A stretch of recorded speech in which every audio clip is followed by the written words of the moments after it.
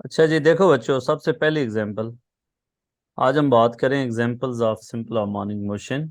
We will prove के इन systems में सिंपल हार्मोनिक मोशन है या नहीं। पहली एग्जांपल में देखें बच्चों, आपके पास ये एक स्प्रिंग है और स्प्रिंग के साथ ये मैस अटैच है। ठीक है, और right now this is at rest. इसकी वजह क्या है कि सरफेस आपके पास स्मूथ है, देयर इज नो फ्रिक्शन, और स्प्रिंग आपके पास अनएक्सटेंडेड है। That's why spring is applying no force. मतलब स्प्रिंग में कोई एक्सटेंशन नहीं, कोई कंप्रेशन नहीं है, और this object is at rest and this surface is smooth. अगर मैं क्या करता हूँ, if I pull this object towards the right direction and let's say this is some position of this object, और extreme position is somewhere here, extreme position इससे आगे, और ये जो पोजीशन दिखाई गई है that is in between extreme position and the mean position. So that's why I have जी। shown the displacement as x। यहाँ पे होता तो डिस्प्लेसमेंट x नॉट शो करता। अब क्या होगा, व्हाट विल हैपन बच्चों, स्प्रिंग क्या करेगा कि स्प्रिंग कहेगा भाई आप इधर वापस आए। क्यों? क्योंकि स्प्रिंग अब हो गया एक्सटेंडेड, और जब स्प्रिंग एक्सटेंडेड हो जाता है तो किसी भी ऑब्जेक्ट को अपनी तरफ खींचता है। ठीक है, सो इस जी। ऑब्जेक्ट पे फोर्स लगेगी, दैट इज इक्वल टू, कितनी फोर्स होगी? ओक्स लॉ ने बोला था, ओक्स ओक्स ने बताया था कि स्प्रिंग के अंदर जो फोर्स होती है वो के टाइम एक्स होती है, where X can be compression और extension. So the spring is extended by the amount of X. ठीक है, so that's why spring is applying the force of K X इस जगह पे। जैसे ऑब्जेक्ट आगे आएगा X will decrease, so as a result force will decrease.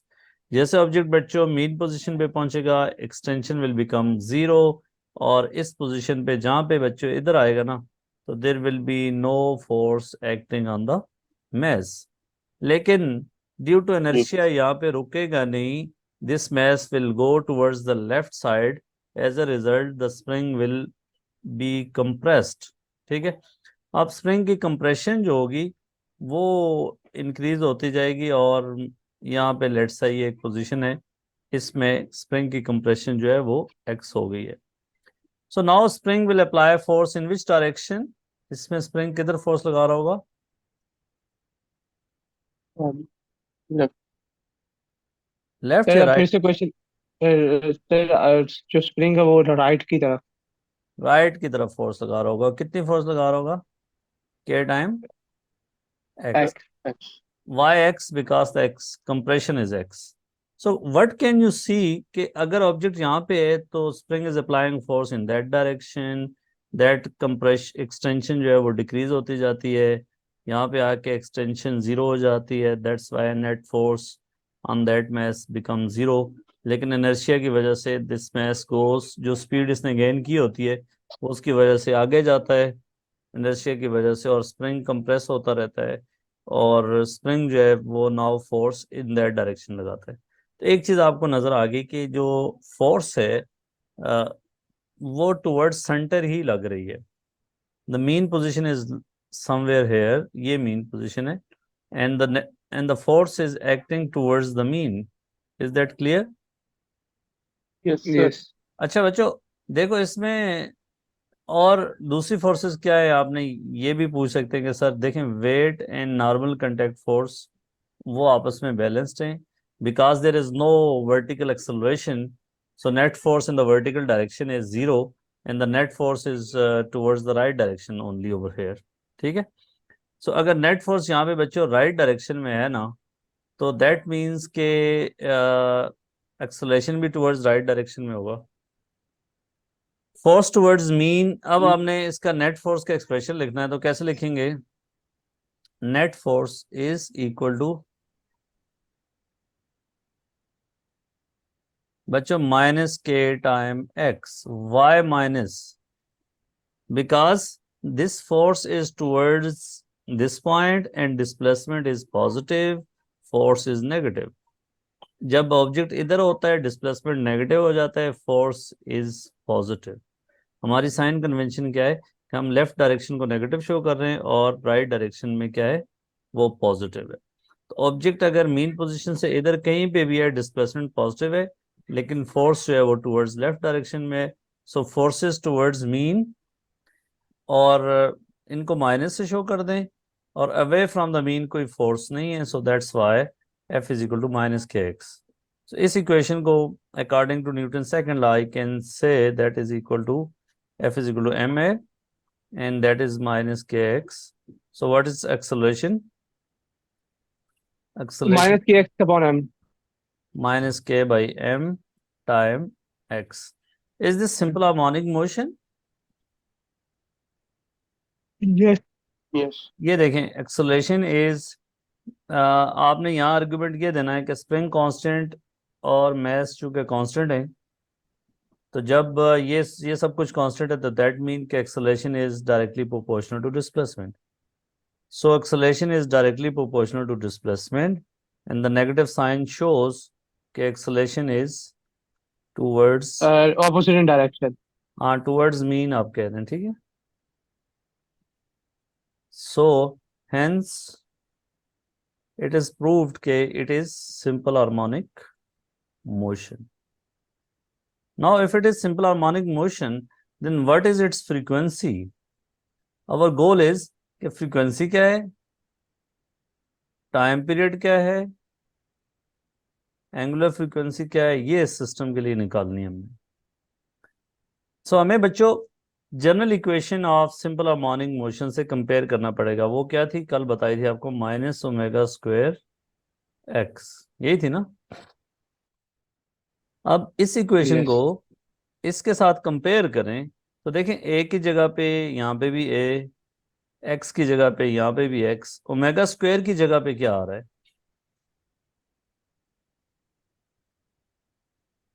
Minus omega square x की जगह पे. नहीं, ओमेगा स्क्वायर की जगह आ रहा है के बाई एम। कंपेयर कर रहे हैं ना बच्चों, Yes. परेशानी किस बात के, इस इक्वेशन को इसके साथ कंपेयर कर रहे हैं, ठीक है। कंपैरिजन आता है ना, एक्स की जगह पे। अब Yes. देखें यहाँ पे जनरल इक्वेशन में यहाँ माइनस ओमेगा स्क्वायर है, यहाँ माइनस के ओवर एम है, तो माइनस के over m is equal to minus minus, तो दोनों में कोई मसला नहीं है, इसलिए बाकी जो चीज़ें डिफरेंट है, omega square is equal to k by m. इस पे अगर आपको कोई एतराज हो तो यहाँ पे बात करना प्लीज, ठीक है, ताकि Yes, sir. क्रिस्टल क्लियर हो भाई बात। बाद में टाइम नहीं मिलेगा कि आप कहें जी बाद में पूछ लेंगे, बाद में A2 का इतना ज़्यादा कोर्स होता है कि बाद वाली कहानी नहीं होगी। So omega square is k by m. So what is omega? Omega बच्चों k by, Omega. Yes. Omega is equals to in the square root k by m. माशाल्लाह, स्क्वायर रूट बाय के बाई एम। के क्या चीज़ होती है? Spring constant, जो Constant. Spring की stiffness को शो करता है कि स्प्रिंग आपके पास हार्ड है, सॉफ्ट है। अगर स्प्रिंग हार्ड है तो स्प्रिंग कांस्टेंट ज़्यादा होगा, स्प्रिंग सॉफ्ट है तो स्प्रिंग कांस्टेंट कम होगा। तो अगर जितना स्प्रिंग कांस्टेंट ज़्यादा होगा, इतनी एंगुलर जो है आपकी फ्रीक्वेंसी ज़्यादा होगी, जितना मैस ज़्यादा होगा इतनी ही कम होगी। So what is the frequency? Frequency आपको पता है क्या होता है? Omega is, Frequency omega is equal to 2 pi 2 f, pi f. ठीक है। तो Yes. एफ क्या हो गया? F is Omega upon 2 pi. Omega upon 2 pi. Excellent हो गया जी बात। सो दैट इज 1/2 पाई के बाई एम, ये इसकी नेचुरल फ्रीक्वेंसी कहलाएगी।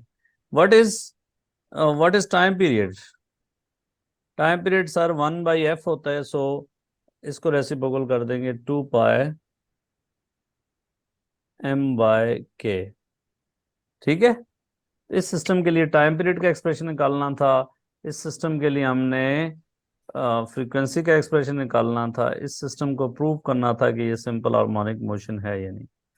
बच्चों जब एग्जाम में क्वेश्चन आता है ना, तो एग्जाम में उसने ये इस इक्वेशन से स्टार्ट किया होता है। वो कहता है जी acceleration is given by minus के over M X, show that this is simple harmonic motion. तो आप ये बात पहले लिखोगे और दूसरी बात ये लिखोगे, फिर वो कहेगा फाइंड ओमेगा एंड दूसरी चीज क्या, ओमेगा फ्रीक्वेंसी और टाइम पीरियड निकालें तो आप निकाल लेंगे। ठीक है, बाद में एंट्री टेस्ट में ये क्वेश्चन आते हैं, आप मेडिकल टेस्ट के लिए जाते हो जब, कि मैथ्स को अगर वो कहेगा इंक्रीज कर देंगे, मैथ्स को 4 टाइम कर देंगे तो टाइम पीरियड पे कितना फर्क पड़ेगा? मैथ्स को, अगर इंक्रीज करेंगे मैथ को हाँ मैथ्स को 4 टाइम्स तो इंक्रीज करेंगे तो फ्रीक्वेंसी टाइम पीरियड पे कितना इंक्रीज आएगा? 2 टाइम्स। माशाल्लाह, जबरदस्त। Square root of 4 is 2, so that side is 2 time. ठीक है, बाकी किसी चीज पे यस। डिपेंड नहीं करता, ये मैथ्स और उस पे। Let's do the next example बच्चों। इसमें क्या हो रहा है, ये वर्टिकल मैथ्स, वर्टिकल स्प्रिंग है और इसके साथ हमने एक मैथ्स अटैच करना है। ठीक है, यहाँ पे देखें, या दिस इज सेकंड एग्जांपल। देखिए प्रॉपर आपको ऑर्गेनाइज वे में टीच कर रहा हूँ, ये नहीं है कि ऐसे बस एक रफ से शीट पकड़ी और पढ़ाना शुरू कर दिया, समझ आई? जी सर। Yes sir. अच्छा जी बच्चों, ये आपके पास एक स्प्रिंग कांस्टेंट है, स्प्रिंग है जिसका स्प्रिंग कांस्टेंट के है। राइट नाउ ये इस तरह की पोजीशन में होगा। अगर इसके साथ एक मैस अटैच करूंगा तो क्या होगा, दैट विल एक्सटेंड और उस जगह पे जाके रेस्ट में आ जाएगा मैस जब डाउनवर्ड फोर्स जो वेट के इक्वल है वो स्प्रिंग इतनी अमाउंट से एक्सटेंड होगा कि अपवर्ड फोर्स किसके बराबर हो जाए, वेट के इक्वल हो जाए। ठीक है, सो अपवर्ड फोर्स इस केस में कितनी होगी, के टाइम ई। ई क्या है बच्चों, E is extension in the spring, initial position ये थी और ये स्टार्टिंग पॉइंट अब इधर आ गया तो एक्सटेंशन ई हुई। अब स्प्रिंग जो है, अब जो मैस है वो रेस्ट पे आ गया क्योंकि अपवर्ड फोर्स डाउनवर्ड फोर्सेस दोनों इक्वल हो गई। ठीक है, अब कौन सा मैस कितनी स्प्रिंग को एक्सटेंड करेगा वो उसके वेट पे डिपेंड करेगा। ज्यादा वेट अगर इसी स्प्रिंग के साथ लगा दोगे तो स्प्रिंग को अपवर्ड इक्विलिब्रियम पोजीशन वहां पे मेंटेन करेगा जहां पे अपवर्ड फोर्स वेट के इक्वल हो जाएगी। तो अपवर्ड फोर्स के ई और एक्सटेंशन जो है वो डिपेंड करेगी कितना वेट अटैच किया है। ठीक है, अब ये रेस्ट पे है बच्चों, इस पोजीशन में भी रेस्ट पे है, हमने इसको ऑसिलेट करवाना है तो क्या करेंगे, इस पोजीशन से इसको फर्दर डाउनवर्ड डायरेक्शन में हम क्या करेंगे, पुल करेंगे। लेट्स से ये एक्सट्रीम पोजीशन थी और हम डिस्कस कर रहे हैं इसको बिट एक्सट्रीम पोजीशन से पहले कोई जगह है उस पे। यहाँ पे क्या होगा, अब स्प्रिंग में अपवर्ड फोर्स ज्यादा होगी वेट से या नहीं होगी? जी। स्प्रिंग में एक्सटेंशन ज्यादा होगी ना, अब yes.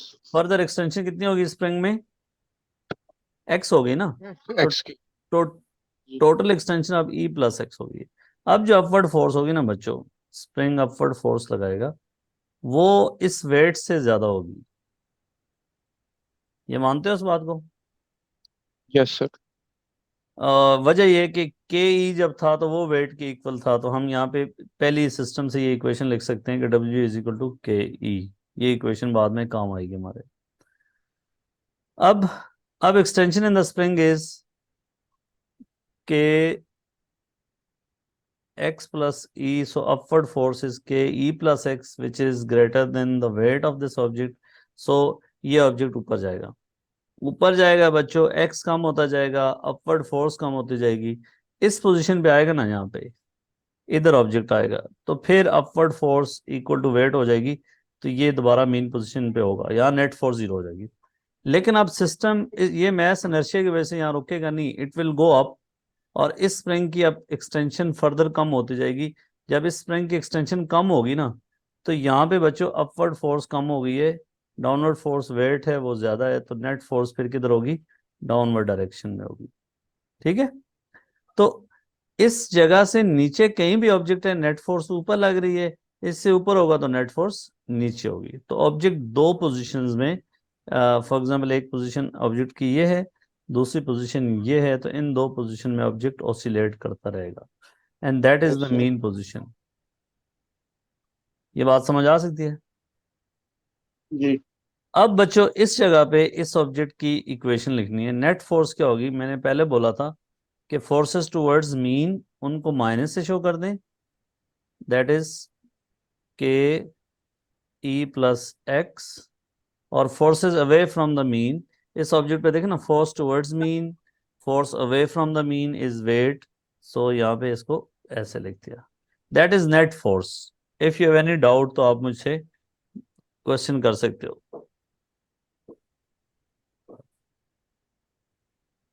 So can you repeat this equation? How did you बेटा देखें do ना, it? Upward force minus downward force, forces आ रहे Oh, हैं ना I see. अपोजिट डायरेक्शन, तो अपवर्ड को मैंने माइनस शो कर दिया, डाउनवर्ड को प्लस टू शो कर दिया। Force. Yes, हाँ, understood. That is the net force. ये जनरल इक्वेशन है जो आपने याद रखनी है, माइनस फोर्सेस टूवर्ड्स मीन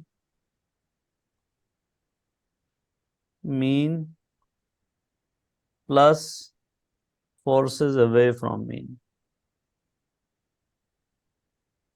ताकि नेगेटिव साइन एंड पे ना डालना पड़े। तो क्या हुआ sir ji, F is equal to, इसको ओपन कर ले, माइनस के ई माइनस के एक्स प्लस वेट। इसमें क्या हो सकता है, इस इक्वेशन में कोई जमा तफरीक हो सकती है? Can we simplify, can we cancel any two terms? We can cancel the KK. No no no no, we can't cancel. Oh my God, yeah. Oh, it's minus and minus. Yeah, we can't. I'm sorry. I'm sorry. No, they are not, even they are not equal terms. One is ke, other is kx, so how can you cancel them? Yes, exactly. So as I told you earlier, this factor w is equal to ke. So now think about that. Weight is equal to ke.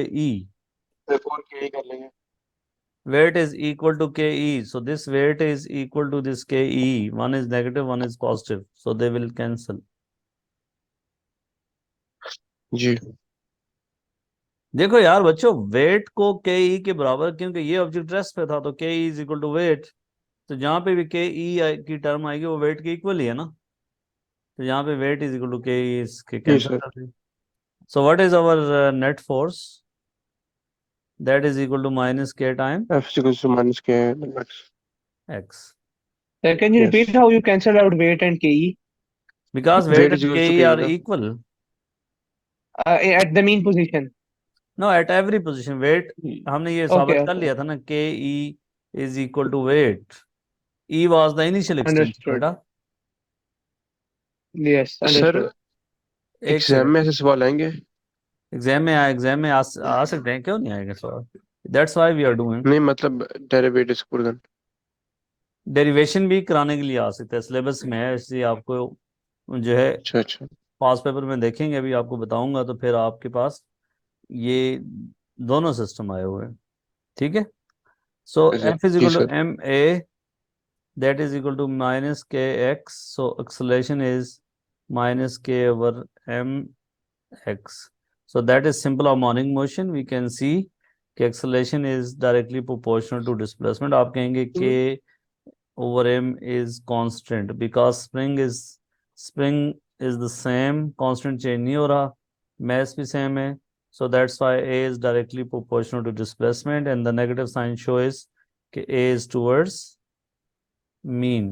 So ये दोनों condition true हो गई, so SHM ये साबित करना था।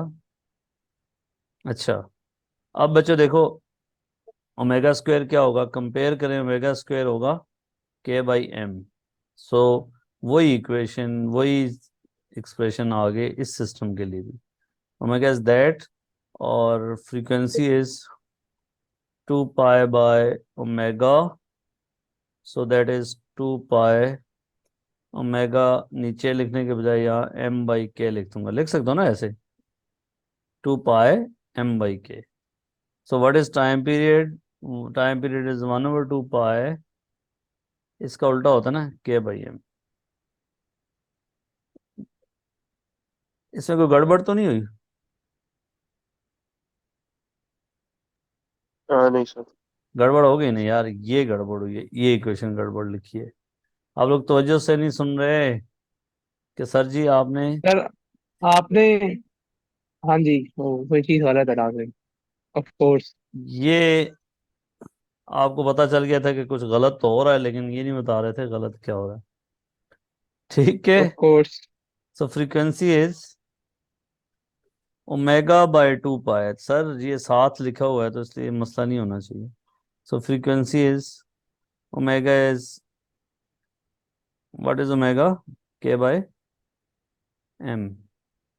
सो what's time period? 2 pi, उल्टा करना है ना इसको, एम। एम बाई के, वही सिस्टम बन गया। तो इसलिए कोई फर्क नहीं पड़ता कि आप स्प्रिंग को वर्टिकल ऑसिलेट करवाएं या इस तरह स्मूथ सरफेस पे हॉरिजॉन्टली ऑसिलेट करवाएं, दोनों सिंपल हार्मोनिक मोशंस होंगी। बट कंडीशन ये है कि the surface should be smooth and over here इसमें क्या कंडीशन है कि there must not be any air resistance. No air, okay. अगर एयर रेजिस्टेंस होगी तो फिर हम इस इक्वेशन को ऐसे नहीं लिख सकते, फिर उसमें एयर रेजिस्टेंस का भी इफेक्ट आएगा। फिर F is equal to minus के एक्स नहीं आएगा, ये याद रखना, एक्स के प्रोपोर्शनल नहीं होगा। ठीक है। अब अगला सिस्टम देखें जी। अगला सिस्टम क्या है कि आपके पास सिंपल पेंडुलम को अब साबित करना है कि वो सिंपल हार्मोनिक मोशन है या नहीं। देखो बच्चों, इसमें हम किस एग्जांपल को डिस्कस कर रहे हैं? Simple pendulum. इसमें बच्चों ये मैस है और ये एक स्ट्रिंग के साथ अटैच है, दैट इज दिस स्ट्रिंग। और लेंथ जो होता है सेंटर ऑफ दिस मैस से लेके यहां तक होगा, that is the length of this simple pendulum. कहां से कहां तक होता है? इधर से लेके इस मैस के सेंटर तक। ये इंपॉर्टेंट बात। अच्छा, मैंने आवाज आ रही है दोनों को? यस। जी सर। कितना टाइम रह गया देखें, 10 मिनट से ज्यादा है क्या है? सर अभी आधा घंटा पड़ा है। ठीक, 10 मिनट नहीं से नहीं। ज्यादा है। हाँ, आप ठीक है। सर किसकी बात मीटिंग कर में रहे 10 हैं? मिनट से ज्यादा मुझे लगता है। मैं कहा वो 40 मिनट वाली अभी तक लिमिट तो नहीं अभी आई? पेमेंट नहीं नहीं नहीं, आई अभी। जी। चलो खैर है। ओके साहब। ये देखो जी बच्चों, बातें नहीं बातें नहीं। इस मैस को यहां से इधर से लाके अब आप इस जगह से रिलीज करेंगे तो क्या होगा? ये इधर आएगा, ऐसे यहाँ पे मैक्सिमम स्पीड होगी, फिर इस पोजीशन पे जाएगा तो इस तरह ऑसिलेट करता रहेगा। If there is no air resistance तो ये हमेशा के लिए ऑसिलेट करता रहेगा। ठीक है। लेकिन यहाँ हम डेली लाइफ में इस तरह की ऑसिलेशन को फ्री ऑसिलेशन के तौर पे ऑब्जर्व नहीं कर सकते। वजह यह है कि एयर रेजिस्टेंस होती है। अगर आप वैक्यूम के अंदर लेके जाएंगे तो फिर इस तरह का होगा। अब हम इसको डिस्कस करते हैं कि इस पे कौन कौन सी फोर्सेस लग रही हैं और क्या चक्कर है। यहाँ पे बच्चों कौन सी फोर्स लग रही है? इधर नीचे, जल्दी बोलो। यस, mg और ऊपर टेंशन। टेंशन, तो tension is equal to mg इस जगह पे। वेट। टेंशन इज ये इक्वल टू mg, इसलिए ये ऑब्जेक्ट सुकून से यहाँ बैठा है, कोई मसला नहीं है। नेट फोर्स जब जीरो है इस पे तो सुकून ही करना है। यहाँ पे क्या होगा? अब हम इस पोजीशन पे ले गए तो इस पोजीशन पे वेट इधर ही लग रहा है नीचे, टेंशन किधर लग रही है? इस डायरेक्शन में। अब क्या होगा? अब वेट और टेंशन का जो रिजल्टेंट है ना वो इस डायरेक्शन में लगेगा, इन दोनों फोर्सेस का रिजल्टेंट इधर लगेगा ना। So this will be a जी सर। रिस्टोरिंग फोर्स जो इसको वापस लेके आएगी। हम क्या करना चाह रहे हैं बच्चों? हम अब वो एक्सप्रेशन निकालना चाह रहे हैं, इसको साबित करना चाह रहे हैं कि सिंपल हार्मोनिक मोशन है, और फिर इसका टाइम पीरियड और फ्रीक्वेंसी का रिलेशनशिप निकालना चाह रहे हैं। सबसे पहले क्या करेंगे बच्चों? ये थीटा है तो ये भी क्या होगा? थीटा होगा ना? थीटा। कोई शक? नहीं sir, zero. Zero sir. Zero, zero doubt. Okay जी, जबरदस्त हो गया। सो वेट के दो कंपोनेंट फाइंड करेंगे। एक कंपोनेंट वेट का बच्चों ये होगा, ये कितना होगा? This is mg। M G sine और cos? This will be, one second, this will be mg cos। That's great, M G cos theta. दूसरा कंपोनेंट जो होगा वो ऐसे लगेगा, Yes, परपेंडिकुलर होता है ना। course. ये कितना होगा, इसको यहाँ आप लोग ड्रा करते हो ना, तो असल में यहाँ ऑब्जेक्ट पे लग रहा है, तो ये कितना होगा, mg Sin theta. sin theta. So tension किसके साथ बैलेंस्ड हो गया है, Tension will be balanced by mg cos theta. mg cos theta. इसमें रोटेशनल इफेक्ट भी है बेसिकली, ये ऑब्जेक्ट यहाँ से इधर तक आता है ना, तो बेसिकली इसमें कोई रोटेशन का इफेक्ट भी आ रहा है, तो इसलिए वो सेंटीपिटल फोर्स का इफेक्ट भी होगा। टेंशन जो है वो वेट से थोड़ी सी mg cos थीटा से ज्यादा होगी, लेकिन हम उस इफेक्ट को इग्नोर कर रहे हैं अभी। So that is the net force. और नेट फोर्स इस केस में कितनी है बच्चों, F is equal to mg sin theta. ये फोर्स उसको नीचे ला रही है, ठीक है। Yes. इसका कोई डाउट? No. अच्छा, अब एक चीज का जरा मैं इस पे आपको समझाने लगा हूं कि जब इधर से इधर है तो डिस्प्लेसमेंट इसका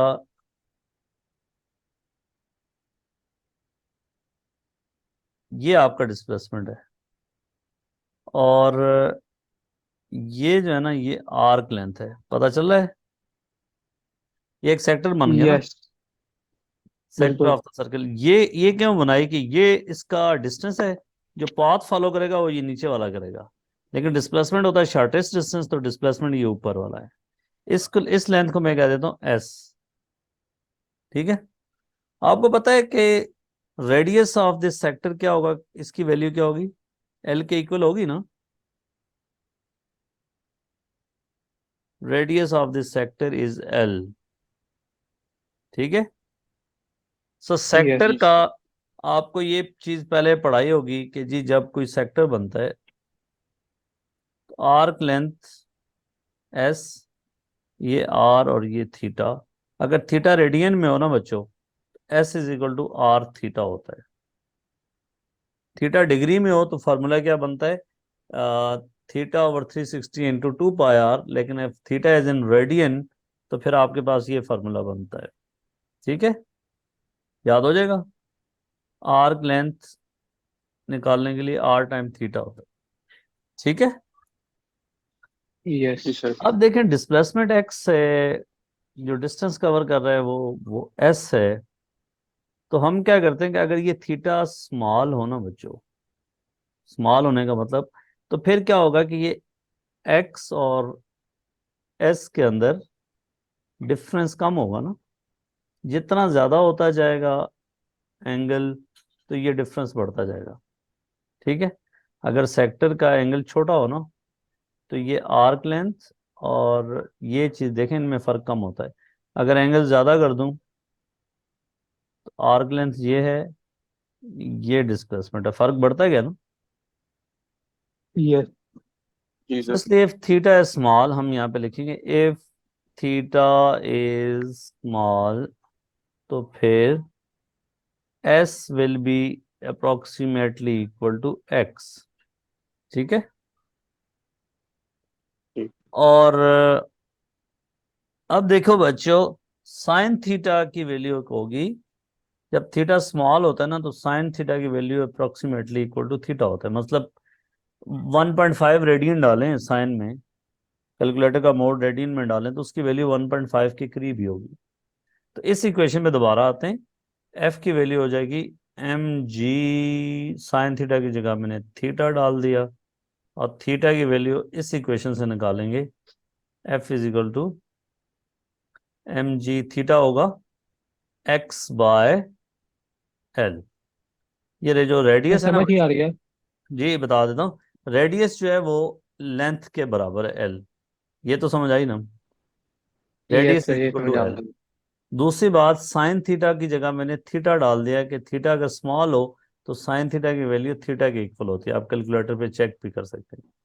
तो मैंने इस साइन थीटा की जगह क्या डाल दिया, थीटा सिंपल, और थीटा की वैल्यू यहाँ से मैंने सब्जेक्ट बनाया थीटा को, तो थीटा क्या है, इस ऊपर इक्वेशन में जाएं तो theta is S over R, और S is equal to X और R is equal to L, तो मैंने ये इक्वेशन लिख दी, ठीक है। यहां तक कोई डाउट? Yes. नहीं नो सर। दोबारा देख लें, प्रोसेस कर लें। अच्छा, अब मैं माइनस साइन इसके साथ खुद लगाऊंगा। वजह क्या है कि देखो, अगर डिस्प्लेसमेंट इस तरफ है तो ये नेट फोर्स इस तरफ है, अगर डिस्प्लेसमेंट इस डायरेक्शन में है तो ये net force M G sine theta अब इधर होगा।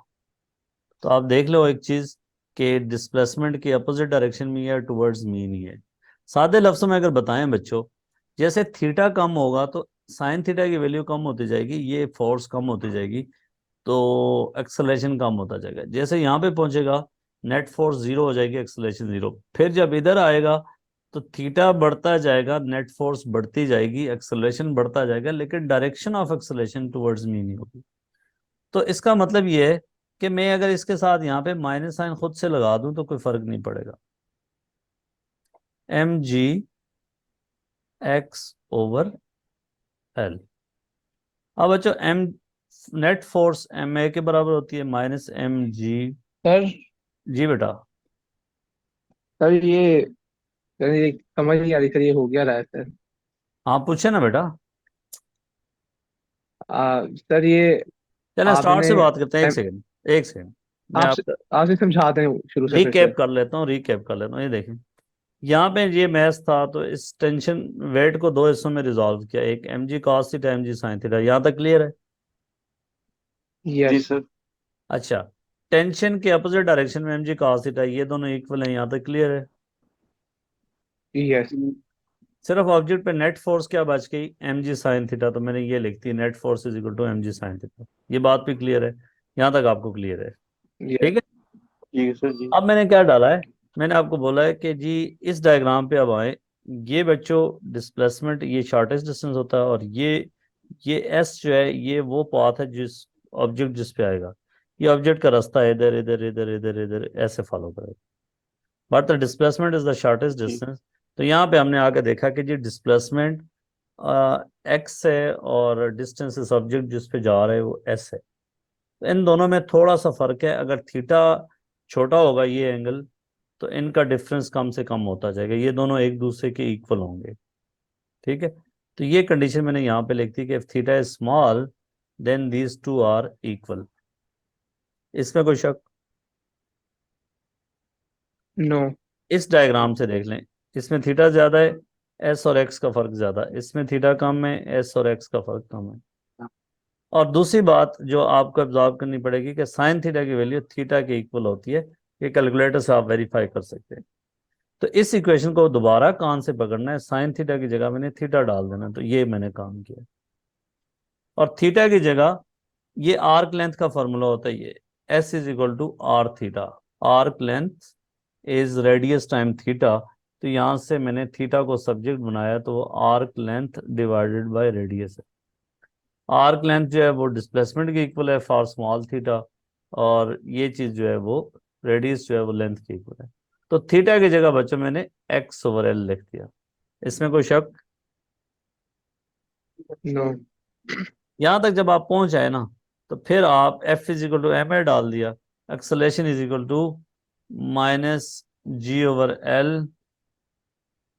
तो हमने ये साबित कर लिया कि ये सिंपल हार्मोनिक मोशन है। कैसे? कि जी भी कांस्टेंट, एल भी constant, so acceleration is directly proportional to displacement. तो ये दोनों कंडीशंस ट्रू हो गई। एंड दूसरी बात, एक्सेलरेशन इज टुवर्ड्स मीन। तो दैट शोज कि this is simple harmonic motion. Prove होगी, इससे प्रूव हो गया कि यस। सिंपल हार्मोनिक मोशन है। लेकिन अब आपसे सवाल मैंने पूछना था कि व्हाट इज ओमेगा। आप दोनों अब सोच के मुझे बताएंगे ओमेगा कैसे निकालेंगे इस केस में। Omega in this case, um wait a minute. What is time uh, period, what is omega, what is frequency?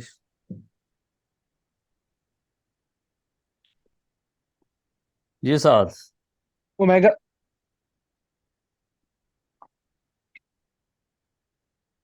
omega is equal to in the square root g upon l. G upon L, जबरदस्त। तो इससे compare किया ना आपने, A is equal to minus omega square X, इससे compare किया इसको, और कंपैरिजन करने से ओमेगा की जगह पे क्या है साथ, omega square is G upon L. So omega is square root G upon L. What is time period?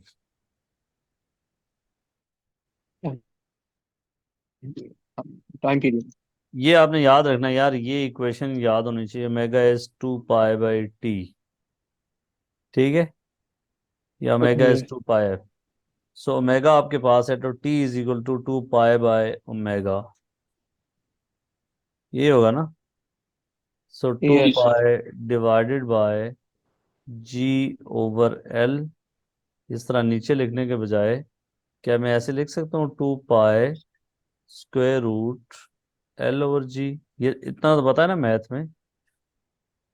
Yes force frequency क्या हो, देखो टाइम पीरियड जो है वो किस चीज के प्रोपोर्शनल है? Time period is, time period proportional है फ्रीक्वेंसी नहीं, नहीं किन चीजों पे डिपेंड करता है इस सिस्टम के लिए? एल पे एल पे डिपेंड करता है और जी पे। क्या मैस पे डिपेंड करता है? नहीं mass of the oscillating body तो नहीं। ये कल क्वांटिटी टेस्ट में क्वेश्चन आ जाता है कि जी अगर मैस आप इंक्रीज कर दोगे तो क्या टाइम पीरियड पे फर्क पड़ेगा? तो नीचे ऑप्शन हो गया इंक्रीज, डिक्रीज, नो चेंज। तो as time period is independent of the mass, so that's why there is no effect of the mass on the time period. अगर आप बच्चे हो लेंथ को इंक्रीज करोगे साथ, तो आप बता सकते हो टाइम पीरियड पे क्या फर्क पड़ेगा? Sir, it will increase. It will increase, जबरदस्त। और ग्रेविटेशन एक्सेलरेशन को अगर आप फॉर एग्जांपल इंक्रीज करते हो तो फिर टाइम पीरियड पे क्या फर्क Increase the पड़ेगा? bit time decrease. डिक्रीज होगा, ठीक है। अगर आप मून पे लेके चलते हो, दो जगहों पे टाइम, एक ही पेंडुलम है आपके पास, एक दफा अर्थ पे काम करते हो और फिर उसको मून पे लेके चले जाते हो, तो टाइम पीरियड पे क्या Increase. फर्क पड़ेगा? The time period will अगर increase इधर टाइम पीरियड T1 था, because इधर gravity time period decreases. T2 था, तो is T1 equal to, No, sir. हाँ क्या फर्क है? Which one is Sir, greater? T2 ज़्यादा होगा क्योंकि gravity less है. Gravity T2. कम है, so T2 is greater than T1। Excellent. लेकिन जब हम जी का Yes. इफेक्ट देख रहे हैं तो लेंथ सेम होनी चाहिए, फिर इन दोनों की लेंथ क्या होनी चाहिए? जी ये ना आप लेंथ को भी चेंज कर दो Independent. तो ऐसा फिर मसला होगा। जी सर. अच्छा, लेंथ को बढ़ाने से टाइम पीरियड बढ़ जाएगा, ये आप खुद ऑब्जर्व भी कर सकते हो घर पे। एक सिंपल पेंडुलम लेके उसका टाइम पीरियड निकालो, ये इसमें आप एक्सपेरिमेंट में करते भी रहे थे। और इसकी फ्रीक्वेंसी देखनी हो तो फ्रीक्वेंसी इज क्या होती है? Frequency is 1/t। सो उल्टा करना आता है ना, 1/2 pi G/L। That is the relationship of जी सर. फ्रीक्वेंसी। ठीक हो गया। जी सर. अच्छा, एक क्वेश्चन आया हुआ था एंट्री टेस्ट में कि आपके पास एक सिंपल पेंडुलम है, यस. मेडिकल टेस्ट में आया ये, और आप क्या करते हो? एक में ये सॉलिड मैस है, दूसरे में जो है वो ये अंदर से हॉलो है, और तीसरे में इसके अंदर पानी भर देते हैं और पानी जो है ना वो पानी टपकना शुरू हो जाता है। इसके अंदर एक छोटा सा होल है जिसकी वजह से पानी बाहर निकल रहा है। जी. इसको मैं कह देता हूँ, इसका टाइम पीरियड T1 है, इसका T2 है, इसका T3 है। कौन से टाइम पीरियड सेम जी होंगे? सर.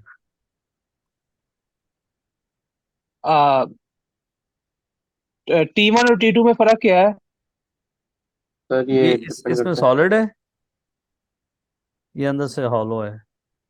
सर तो लेकिन तीनों के टाइम पीरियड सेम होंगे सर वजह, सर क्योंकि लेंथ सेम है लेंथ सेम नहीं ना बेटा, आप बताते हैं। इन दोनों की अच्छा लेंथ सेम अच्छा है। किन देखें, दोनों की इसमें लेंथ होती है सेंटर ऑफ मैस से ना। सेंटर ऑफ, जब पानी नीचे गिर रहा है ना बच्चों, तो इसका क्या होगा? सेंटर ऑफ मैस नीचे शिफ्ट होना शुरू हो जाएगा, ये पता है आपको। बिल्कुल तो ये जी लेंथ सर. इंक्रीज हो पानी जाएगी जो है ना वो थोड़ा सा रह जाएगा, ये देखें, तो लेंथ इंक्रीज होना शुरू हो जाएगी। लेंथ इंक्रीज होगी तो इसका टाइम पीरियड जो है वो इंक्रीज होना शुरू होगा। जब ये बिल्कुल खाली हो समझ जाएगा आ ना, गई फिर टाइम पीरियड सेम हो जाएगा। जब तक लेकिन पानी अंदर है तो टाइम पीरियड इसका जो है वो ज्यादा है, तो T1 T2 इक्वल है क्योंकि लेंथ सेम है, सेंटर ऑफ मैस दोनों का वही है। इसका सेंटर ऑफ मैस जो है वो नीचे जा रहा है, लेंथ इंक्रीज हो रही है, सो टाइम पीरियड डिक्रीज होगा, सॉरी इंक्रीज होगा।